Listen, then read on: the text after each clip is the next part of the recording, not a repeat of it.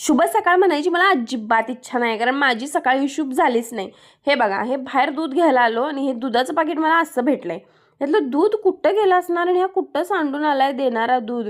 आणि जरी सांडून जरी आलाय तरी हे असं पाकिट असं कसं ठेवून जाऊ शकतोय हा. ह्याची कंप्लेंट केल्याशिवाय काय निर्वा नाही. मांजराचं तर हे काम अजिबातच नव्हे. त्यात माझं काय झालंय, माझी मान जी आहे ती एवढी अवघडली, ती एका साईडनं ना फिरतच नव्हती. म्हणजे इतका खराब दिवस, काय बोलू काय सुचना. कसाबसा मी नाश्ता केला. मस्त नाश्ता करेपर्यंत मान जरा ओके ओके वाटत होती. परत जी दुखायला लागली. मग आईंना फोन केला, आई उचलना झालत्या फोन. मग कॅमेरा चेक केला तर आई कामात होत्या. त्याच्यामुळं मग त्यांनी नंतर मला फोन केला आणि मग नंतर जो उपाय केला त्यानं तर काय माझी मान थांबायलाच मागत नव्हती. मग गोळी घेऊन आलं आणि नंतर मॅगी आणि पप्पाया एवढा खाऊन झोपलो. जेवण तर काय बनवायला झालंच नाही. तसं पण नाश्ता हेवी झालेला. डायरेक्ट संध्याकाळी उठून मग मार्केटला गेलो. भाजीपाला वगैरे सगळा घेतला, कारण शनिवार होता, आठवड्याचा भाजीपाला भरायचा होता.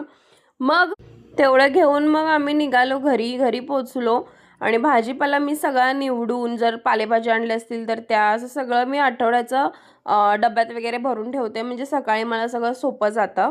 आणि फटाफट वाटाण्याची भाजी, चपाती असं मी थोडंफार जेवण बनवलं, कारण सकाळी जेवण बनवलं नव्हतं. आम्ही मॅगी खाल्ली होती फक्त.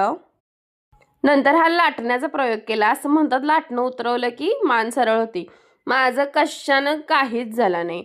इडली बॅटरसाठी ब्लिंकिट केलं, एक मागवायला येईल की 10 सामान, हे आमचं सारखंच काम झालंय. हे सगळं ब्लिंकिटच्या ऑफरमुळे होतं, बाकी काही नाही.